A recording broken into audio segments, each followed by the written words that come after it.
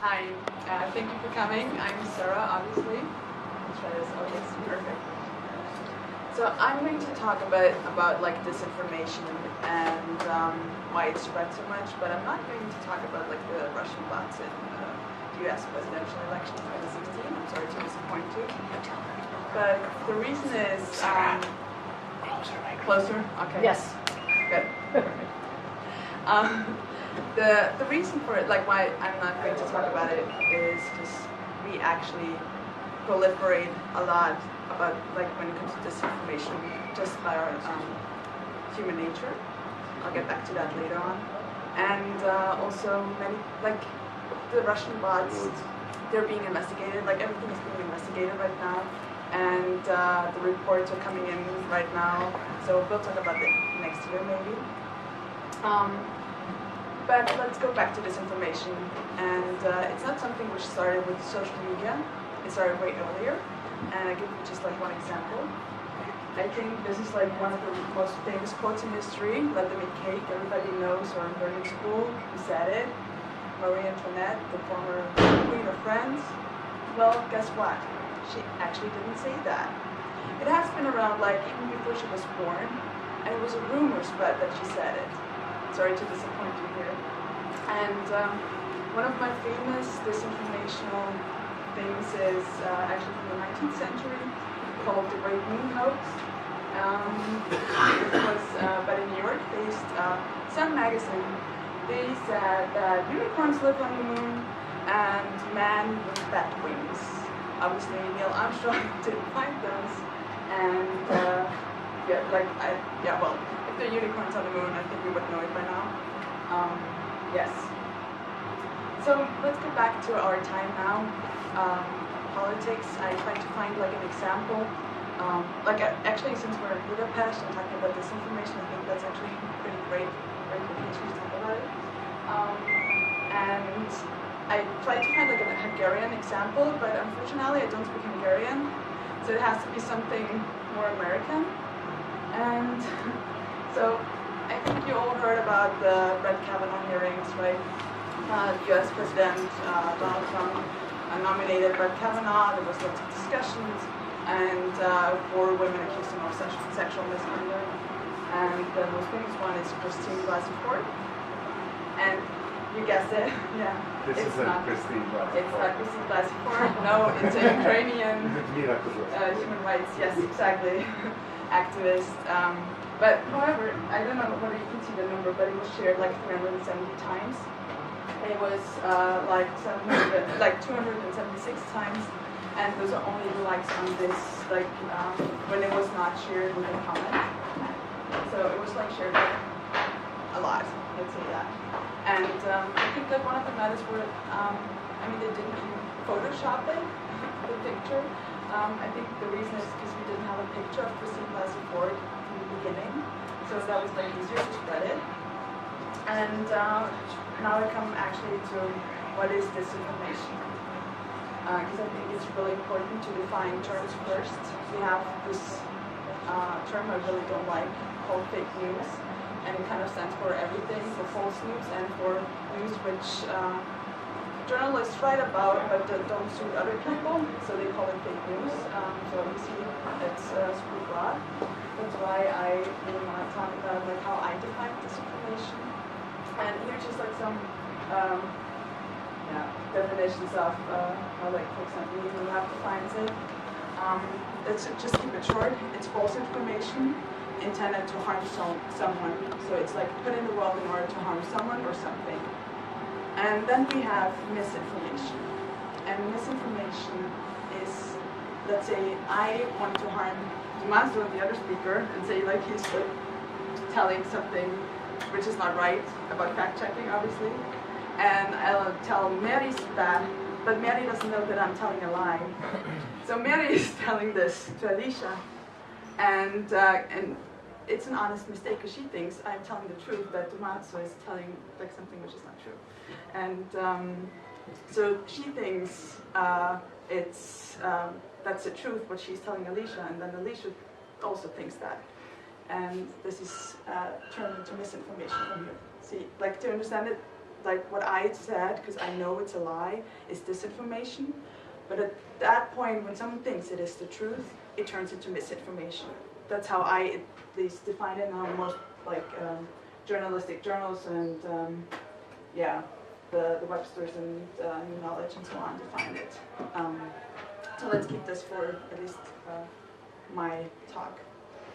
But basically, disinformation and misinformation are false, or somewhat false. What happened? Down arrow at the computer. Yeah, I did. Just the arrow on the computer. Go this way. Easier. Okay, it's false or somewhat false. But why are we falling for it? Like, even when it's corrected, we're falling for it. We like those, even like journalists fall for it sometimes, you know? And one great thing, or one major thing which we keep forgetting is actually our human nature, which I mentioned beforehand. And also math, obviously. Or let's say I'm going to talk about psychology and algorithms. And in order to talk about our human nature, I would like to tell you a story which has something to do with this picture. Those are my legs, actually. I'm wearing those colorful socks. And it has something to do with those socks. And the person next to me is actually my cousin. We were 14 back then. And my cousin grew up in a Bavarian village. It's a really tiny village. I always say you can walk through it in like a half a minute. So it's super, super tiny. Most people there are Roman Catholic. And at some point, like, you have to go through this confirmation process, right? Like, you're Catholic, you become a grown-up, and then you have to go to church with all the others in the same age, and then you have a sponsor who kind of, like, who stands behind you, and while you vow to the priest, has, like, the arm on your shoulders. So the sponsor here for my cousin was my mom. And this happened, like, 10 to 15 years ago. And people still talk about those colorful socks my mom was wearing at this time. So like she wasn't wearing any like black or white socks, she was wearing colorful socks, and that was not appropriate for this village. And yes, of course, like that is truth. That was like not something someone put in a rumor. But I wanted to point out that we actually fall for gossip. Even people who say they don't gossip, oh yes you do, I'm sorry to disappoint you. You like scandals. We like, even when we don't check what kind of family or what the celebrity is doing, when we suddenly see something, we're suddenly interested in with whom the celebrity had an affair with. And that's exactly what Eli Pariza wrote in his book, The Filter Bubble. I think most of you know it probably. He wrote, sex, power, gossip, violence, celebrity, or humor, we're likely to read it first. Likely to read it first, this is based like on Facebook or social media when you see an article. Let's say you've been working 8 to 10 hours today, you're super exhausted, you go home, look at Facebook, no, you're sitting in the subway, because we all have cell phones, and you look on Facebook, and then you don't want to read about like what happened in Syria, for example. No, you're reading about some celebrity having an affair. You read about something funny a politician said, or some other gossip. And this is called soft content. Like Eli Pariza divides it in between soft content and hard content. And the soft content is something we don't have to digest that much. Like we can just read it. It's fun to read it, it's super light, we don't have to think about it that much. But when it comes to something like something else, like the second part, it's harder to push the like button on an article titled "The 40th Bloodiest Month in 2 Years," then it's something we read, we have to think about it, and we can't like just go on and read the next article. It's like watching 2 comedies in an evening. You can easily do that, no problem. But when you watch a documentary on a crime, you just like have to sit on it and think about it, or maybe take a walk. You cannot just like go on and watch the next documentary, or even watch a comedy afterwards. And that's exactly the thing. Like here we are now dipping from human nature, as like we who like gossip, to the algorithm. Because even like when we like something, it's easy to click on like puppies or babies, and then the algorithm recognizes that, right? He sees that, oh, people like this video, and it's the same with a politician. If a politician says like a video of a politician, if a politician says something which is not true, and we know that it's not true, and we think, oh my gosh, it's so silly. This is like, no one's going to believe that. And we're going to share it. Maybe our friends know that it's like silly. But the thing is, the algorithm recognizes it as something exciting and spreads it out to other people. And it might spread it to people who actually believe it. So always think about the impact we actually have when we share something, even though we think it's funny. And there's something else, something interesting, which I know, like, this is hard to read now. I just wanted to point it out. This is a database of YouTube videos, because we don't actually know how the algorithm really works, because they're classified, obviously. But there are many projects who want to show by just creating like a program which simulates a user. Like a former Google engineer, Guillaume Chasselot, he did that. He simulated it for 18 months, and this database actually shows 12 days before the US presidential election of 2016. And he wanted to show what kind of videos YouTube actually recommends to the everyday user. And most of the videos have have titles which we would call scandalous. It's like 10 photos of Melania Trump wishes we'd forget, or must watch Hillary Clinton try to ban this video, or Trump, the coming land suit slide, ancient prophecy documentary of Donald Trump. And not all of them are like pro-Trump. Some of them are also pro-Clinton, but they're all scandalous. And it all shows that we kind of, that it's exactly this, what the algorithm recommends. Like, we know now that about like 20 to 30% of Russian bots or like bots in general, interfered in it, but it still means that 70 or 80% it was just like human interaction, and that means that we clicked on it. And who doesn't want to know, like, see those 10 photos of Melania Trump wishes us to forget, or the face Bill Clinton makes when Hillary Clinton makes a speech? I mean, of course, like, we click on it and we watch it, but at the same time, we enhance, or we tell the algorithm that's an interesting video, and the algorithm should recommend it more often.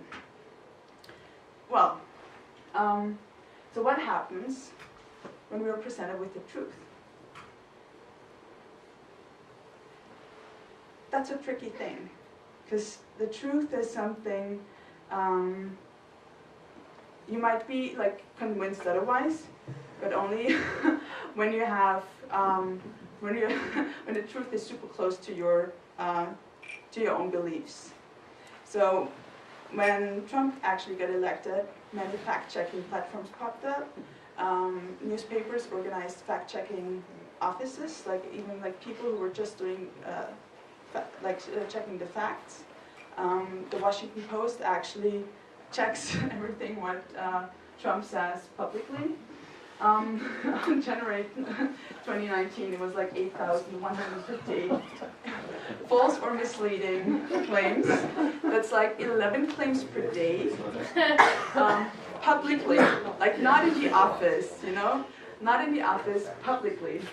So I leave it like this. But what I said before is, like, when it comes to the truth, we can only like really believe it if we can, like, if it's somehow close to us. And like before I end my talk, because I think I'm already like over time now, I would like to introduce the concept of framing. I don't know whether you know George Lakoff. He wrote 2 books about it, actually, or probably more, but 2 books are based on framing, actually. It's Moral Politics, and the other one is a shorter one. If you don't have that much time, it's Don't Think of an Elephant in the Room. It's the one which universities use, because the other one is super thick and it's hard to read through that one. And he says that we all have, like, our belief system is our frame. Like, this is as far as we can go, like, to believing a story. And when there's someone else, like when we're having a discussion and this person convinces us that something might not be true or that we have to change our view on that, then our frames have like a common sense somewhere, like they meet each other somewhere. And when we don't find a common sense ground, then we have two completely different frames. And this is exactly what happens to when, for example, extreme Republicans talk to extreme Democrats in the States. Or it's really interesting right now, there's this Europeans Talk initiative. It's, they kind of like put two people together who have two very different belief systems, and they want them to talk, and newspapers have been writing about it. Austria already started this actually, and all of them had like really different views. Said, well, it was nice because we were kind of forced to listen to the views at some point, but I still like don't agree with the other person. And this is exactly what George Lakoff actually writes here. So even when presented with the truth, it doesn't mean that they actually believe it. One example is maybe Michael Jackson. That was the best example right now at the moment. He's a great musician, right? He, like, pop music wouldn't be like this without him. However, those sexual claims, like especially with those two children, have always been there. And they've always been denied. And obviously he denied them. But now there's this documentary. And the documentary has like some certain proof. And people kind of like get lost. I don't know whether there's like this podcast, The Daily by the New York Times. And this guy who was like invited for this podcast, he was such a Thriller fan. Like every time when he went into a house, he was looking for a Thriller album. And he was like, okay, when they didn't have one, it was like, what kind of people are those? So he was like really a Michael Jackson fan. But he's also like a critic of movies, and so he had to watch a documentary, and kind of like a world broke down for him. At least that's what he said in the podcast.